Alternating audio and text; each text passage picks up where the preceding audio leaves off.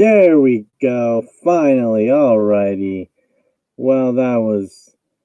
Oh man. Okay, that was something. Okay, so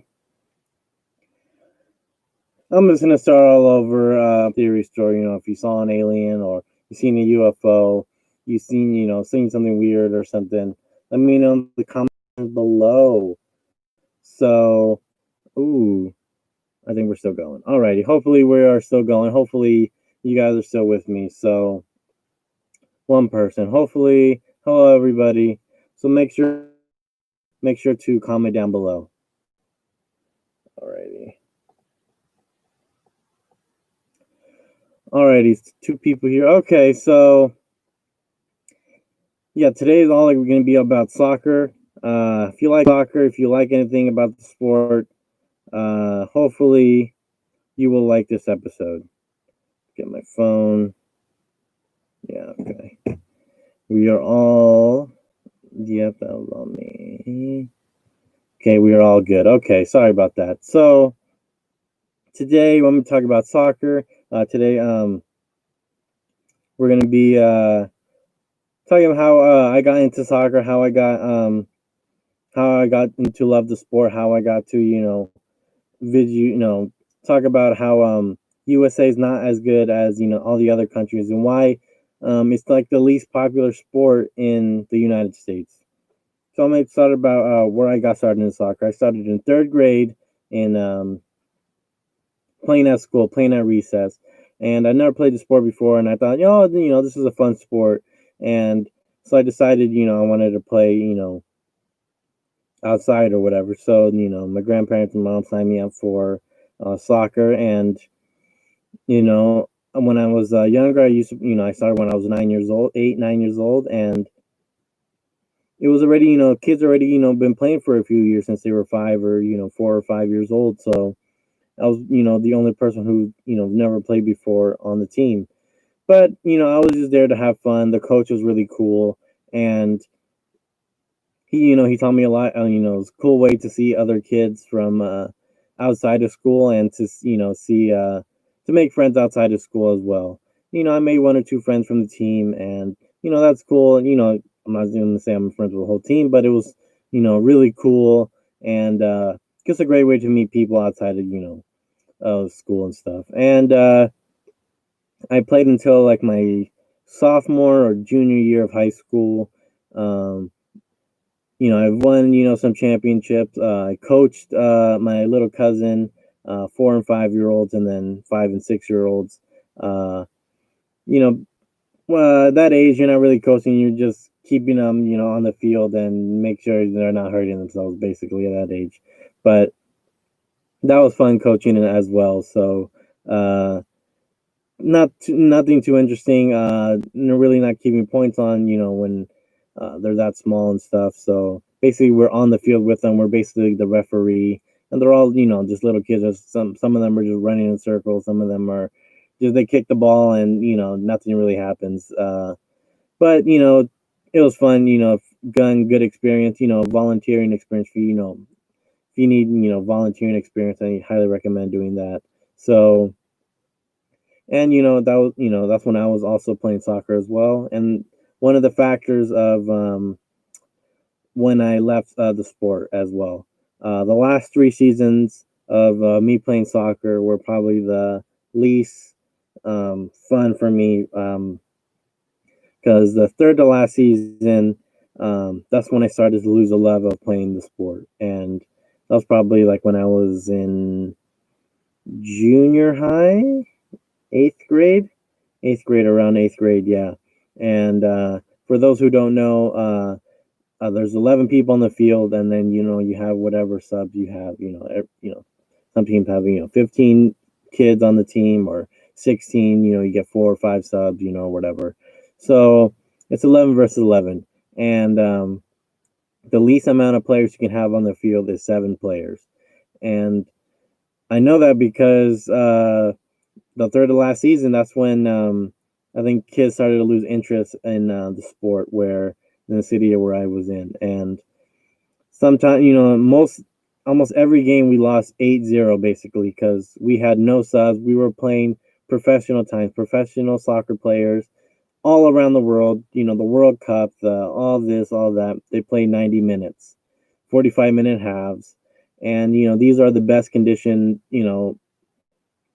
players in the world. So when they do it, that they get the best conditioning, they get the best practice, they get the best coaching, they get the best, nutrition and all that stuff.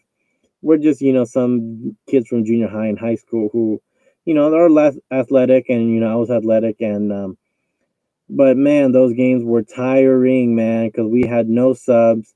We're playing against teams who had subs, and they could sub in and out, where basically they can exchange play from you know these players got tired, they got to go off the field, and these other players who were well rested get to go on the field, and and we were playing with 7, 8, crazy, man. It is so hard to play when you have a team where it's just 11 or 10, 7 or 8 guys playing on your team, and the other team, you just see them. The only time we got rest is when they got to do a sub, because they have to stop the play, and then that was our rest, when they would sub, or the ball would go out of bounds and throw it in. We take your time, throw that ball in. We were already losing 8-0 anyways. Yeah, we basically lost. So I think if we forfeited every game, it'd only be 3-0.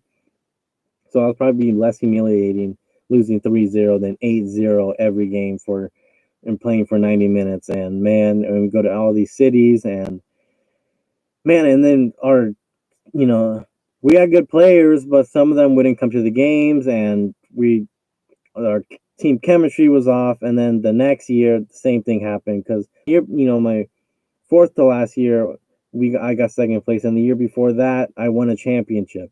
So when winning the championship, to go into second place, to go into a team that lost 8-0, okay, I was like, okay, everybody has a bad season. I never had that bad of a season where we lost every game 8-0, but I'm like, everybody has a season where they lose. You get last place. Someone has to get last place. We got last place. Hey, that's, I still love the game. I still came to every practice. I still went to every game. I still went to those games who were like 6:30, 6:30 in the morning. Had to get there, because you had to get there because the game started at 8, and the coach wanted us there at 7 o'clock, and you had to wake up at. Some of them were like 30 minutes away. Some of these games 30 minutes away. Not trying to complain or anything. I'm just saying I went to every game. I was there, and I'm not saying, oh, give me a medal or give me all this stuff. I'm just saying I was going to the game. And that year, the last game, since we were already in last place, only 5 kids showed up, because it was the last game. It was the farthest game. It was like 30 minutes. It was at 8 in the morning, and only 5 people showed up, including me, 5 or 6. We forfeited the match. Well, basically we would have got annihilated, but and I was like, okay, these players are cool. I still had fun playing. I still knew players from the previous years who, some players, you get the same same teammates from the year before that. And, some of them went to my school. So I knew them from that as well. So, because I always played in the same city. I played in another, 3, at one point I was playing in 3 soccer leagues at the same time, but I knew all these other kids from those other soccer leagues. And then the city that I lived in, I knew players from like school and all that stuff. And the reason I say that is, it's going to play on a little bit later. So the next year, my second and last year, same thing happened. No kids come to the games and all that stuff. That's my last year, basically, 8-0 every game. And that was the last year I played in my city that I live in, because after that, they didn't have a team. I guess no one really signed up for it. So I went to another city, and this, I didn't know anybody. And, I tried to make, friends, but at that time I was already doing other stuff as well. I was coaching as well. I had this thing, an internship kind of thing, volunteer kind of thing for the career I wanted to do. And I had, that focus. I had, coaching, and I was doing extracurricular activities already at school and all that stuff. I was doing theater as well, I believe. So, it was just, and then you had to stay after school for that as well. So all that stuff, it was just crazy and stuff. So, and that as well. And no one really came to the games. We lost 8-0, and I was like, okay, I'm done. I was ready like halfway through the season. I'm like, I didn't want to come to the games. I really didn't want to come to the practices anymore. And some of them I really couldn't because I had other stuff to do. So, and the coach wasn't really conditioning us really that well. He had another team, well, because he was coaching his son, and then his younger son was on a team younger than us. We were like U19. He was coaching his son, who was in U16, and we would play practice against them, but our conditioning wasn't really good, and we're still playing 90-minute games, and man, it just depletes, it just really takes the fun out of the game when you're gonna lose 8-0 every game, sometimes 10-0, sometimes they would just do mercy on us where they would, and there's other teams were just so much better and they got subs, subs is a really big advantage when the other team is super tired, especially halftime. Like, oh my god, I'm like, I want to go. But I still went to every game. I still tried to go to every practice I could, but I had other stuff, as well. So kind of hard to go every practice. But man, oh man, and that was my last season. But I still love the sport. I still watch the games on TV. I still idolize, these players. I'm wearing a Cristiano Ronaldo jersey when he was on Real Madrid, and I want to talk a little bit about how, especially like in the United States, there's no, it's like one of the least popular sports, like basketball, baseball, American football. Um, am I missing something? Tennis. I think sometimes tennis probably more popular than soccer, but not a lot of people know about soccer. Like you can ask a few people who may, if they watch it, if they're, excuse me, and people who do watch soccer over here mostly watch European soccer. They don't really watch. I think more people watch college football and college American football and college basketball more than they do watch professional soccer. Professionals, people who get paid to play the sport, the best in the over here, and people watch, and I also watch, college, basketball. I've watched them and I've gone to some of the games. I'm not saying, there's nothing wrong with them. I'm just saying that, and then they get bigger. I think they have bigger stadiums like USC and UCLA. I think they have bigger stadiums than like professional soccer players do. I think it's like there's more hype. There's more people actually watching the games. There's more, excitement on. I think there's more people who know about in the United States about basketball and all this stuff than college basketball than professional soccer, which is crazy to me. And no one watches college soccer. I can tell you that. And uh, no one's watching college soccer. No one's really maybe some people do, but most people are not watching college soccer. More people are going to watch professional soccer, and if they do watch soccer over here, they watch Europeans like the Real Madrids and the Barcelona and the Premier League with Manchester United, Manchester City, Chelsea, Everton, all those teams over there. And in Germany, Bayern Munich and Borussia Dortmund, all those teams over there in Europe. And when they come over here and they play like the MLS soccer team, they just annihilate the all-star MLS soccer team. It was just crazy how they just annihilate the soccer team.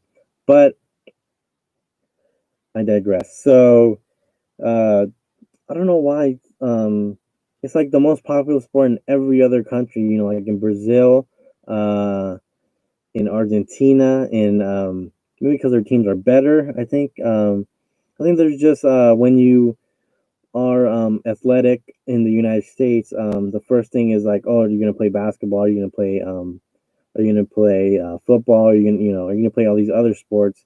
And they have these good programs over here, and you're gonna get notoriety if you're gonna play basketball, college basketball, because March Madness and all that stuff. So people actually, there's all these other stuff and if especially you want to get known and stuff like that, you're gonna play in basketball. You're gonna play in because who knows? can some people name five of the top college soccer team, soccer players in college? I don't think I can, and you know, I'm pretty sure it's interesting game, and I just don't know that it's just the players over here for soccer are not in the athletic people who are going to play the sports are going to play basketball, they're going to play baseball, they're going to play basketball, play football, but they're not going to play soccer. And I think that we need more great players in the professional in the MLS, the Major League Soccer, which is the professional soccer league in the United States, to have more people like Landon Donovan when he was playing on LA Galaxy, one of the best American players that I can think of. That a lot of people who he knew who he was. He played for Team USA. He played in LA Galaxy, and I think he did a lot for the sport. And right now, Christian Pulisic, I think his last name is. Sorry if I'm pronouncing his name wrong. He played for Borussia Dortmund. He's playing for Chelsea right now, and he plays for the U.S. national team. And he's only 22 years old, younger than me. I'm 24. He's 22 years old only, and he plays for the United States national team. He's playing in Europe, and some of the best teams in Europe. And no one just goes and plays in the best teams in Europe. Those teams are hard to get into, and those players over there are those are the top players in the game are playing in Europe, in Barcelona, especially in the Premier League, man, with Chelsea and with Manchester United, Manchester City, Everton, Liverpool, just all these great players in the Champions League. All those players play over there. It's just crazy. And it's already 17 minutes already. Okay, so. But yeah, all these great players, and Christian Pulisic, I think, is one of those players where maybe a lot of people get a notoriety of. Okay, he plays for Team USA. He's playing in the. So I think we need, oh man, it's just kind of hard because you want them to play over here to get more people to watch over here, and then maybe it gets more popular. But then, if they play over there, then they're gonna, get better, and if they do come, the only time really European players play over here, if they're really great, is when they're like at the end of their time. Like Thierry Henry, phenomenal player, played with Arsenal, played with Ronaldinho on Barcelona. But that team was, if you play FIFA 8 and you play Barcelona, you're basically cheating, because when you had Ronaldinho, Thierry Henry, Lionel Messi, Andres Iniesta, Xavi, Puyol, PK, man, those guys. If you play and Samuel Eto'o, man, if you're playing FIFA 8 and you were playing Barcelona, there was no way you could lose. Basically, you automatically won if you were Barcelona and you're playing FIFA 8 because that team was freaking phenomenal. And then he came to play over here, which he was basically at the end of his career, basically coming over here playing for who did he play for? Who? The New York Red Bull. He played for the New York Red Bull over here, and but yeah, he was basically at the end of his career, but still heck of a player, still respectable player, still one of the great French players probably of all time, and those guys are really good. Like Frank Ribery, Zidane, I think was French as well. Played for the French national team. Those guys are really good, and Thierry Henry was phenomenal, and he played in New York, and that was it New York or Chicago Fire, I forget, but he played over here in the MLS on the end of his career.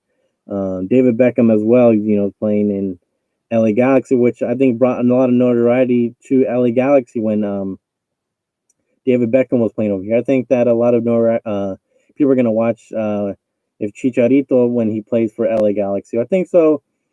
I think when those great players come, more people are going to watch. So I think that we need to get some more European players who are maybe up and coming, who are going to be great, and get those players over here. I know they're probably going to want to play for Barcelona and the Real Madrid.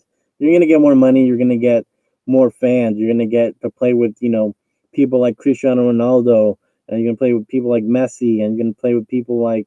And if you play in the MLS, you're not gonna really ever gonna play Cristiano Ronaldo or Messi or great players like that, and or like Neymar. And so I think if you want to play with those great players, you're gonna want to play in Europe. So man, it's kind of hard, but I think USA makes an effort to bring European players over here, and then get it more popular. So then more people are gonna want to play professional. More people are gonna watch it, and more people are gonna.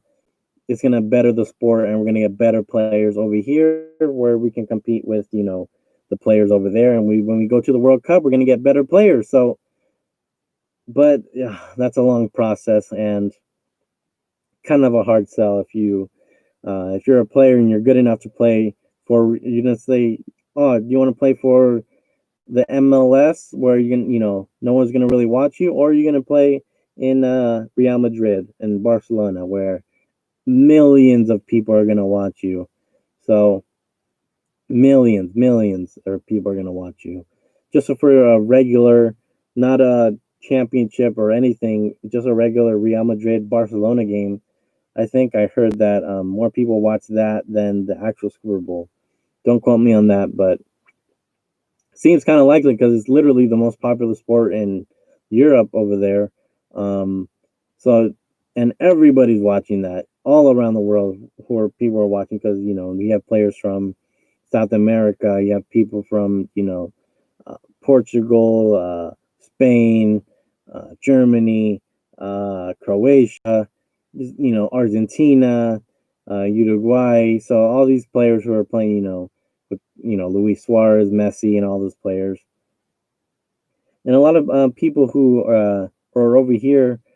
I saw this guy, I forgot his name on YouTube, where he was asking just random people at a basketball game. Oh, so who do you think's do you know who Gareth Bale is? One of the top players in the world. Plays for one of the top teams in the world, Real Madrid, and most of the people didn't know who Gareth Bale was. A lot of people know who Cristiano Ronaldo is, but some people who didn't know who Cristiano Ronaldo is or didn't know who Messi is. That's like saying you don't know who Michael Jordan. These are like the best players. To play the sport, Messi and Ronaldo, and it's just crazy to me that people don't know who these. It's just crazy when just to take yourself out of it, and there's people who don't know who. That's like if you go to another place and you're like, oh, do you know who Kobe Bryant is? And they're like, I don't know who that is. The slightest idea what team he played for or who he is. But it's just mind-boggling when you hear like, oh, I don't know who uh, Cristiano Ronaldo is or Lionel Messi, when these guys are known globally, and arguably the two best players in the sport right now. I don't know if you know. I respect the hell out of Messi. I respect the hell out of Ronaldo. These guys are, a lot of these, people and kids who are playing soccer trying to imitate Ronaldo and Messi. And when I was smaller, I tried to imitate Ronaldinho. And, these players are, a big influence on, a lot of people. And, it's just crazy to think that not a lot of people know who these people are. So this is probably going to be a shorter episode because I was trying to think, what am I going to do? And I said every Saturday, so I'm going to do one every Saturday. Make sure to go follow me at pod_cast51 on Instagram. And so I'm going to, this is the part where I'm going to do some like ghost stories. Make sure again to go to pod_cast51 and DM me your ghost stories or your conspiracy theory stories, and I will share it on the podcast. So this is the end of the podcast where I'm going to be talking about conspiracy theories and ghost stories. Basically, I just have one story right here. Let's see. Where? Here it is.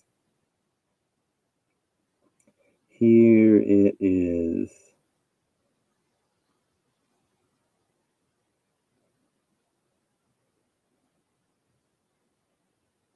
Okay, so this person, she told me that she could just that the whole time she could just lucid dream. Lucid dream basically uh is when you could dream and when you're dreaming but you know that you're in a dream and you can control the dream, which is they say like almost 99% of people actually have lucid dreamed at least once, but she said that she does it all the time, which is crazy. Where imagine you could just dream and you can just control the dream. And she says like when she has a nightmare, she could just extinguish the nightmare and just go to lucid dream and make it a more positive dream, which is crazy. And I asked her, does it happen by accident or does it, do you prepare yourself?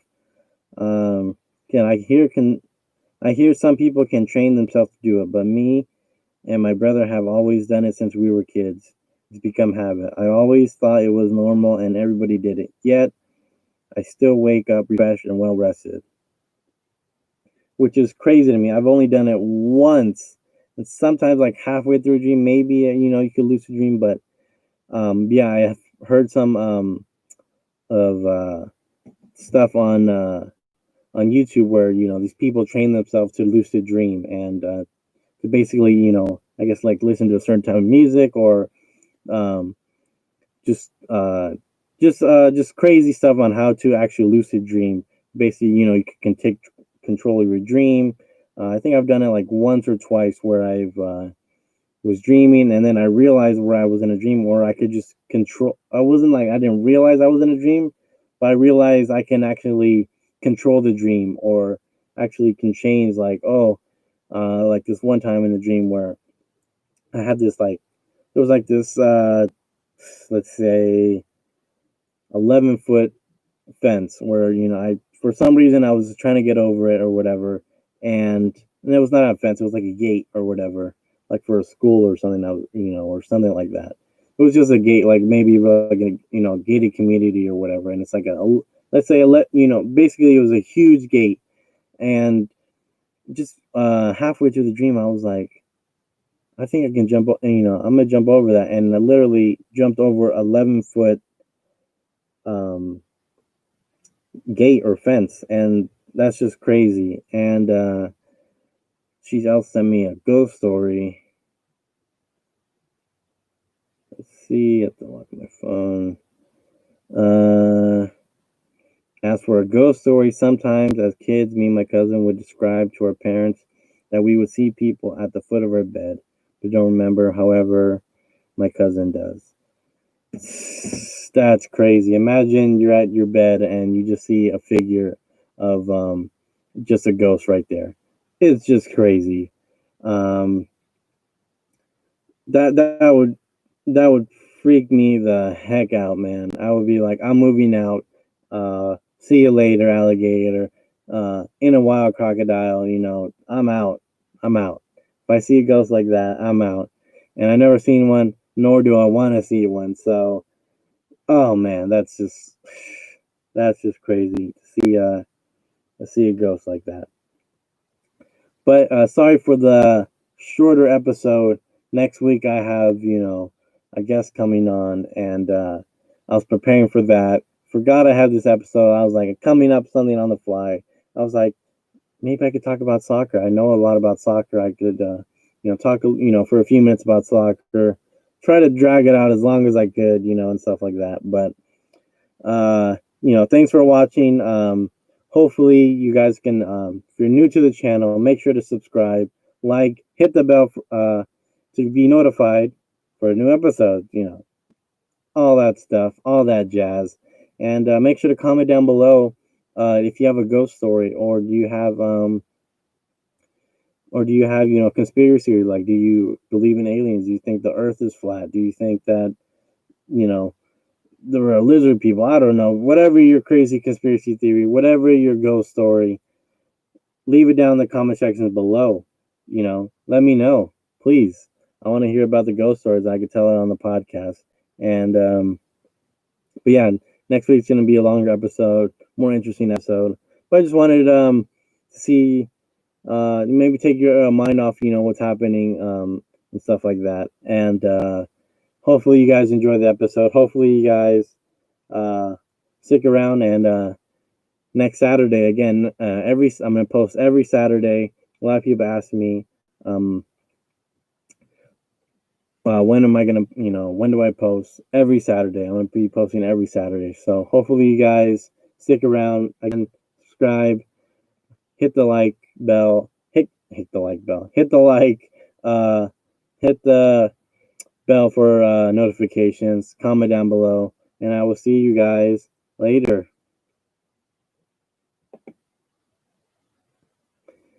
Yes.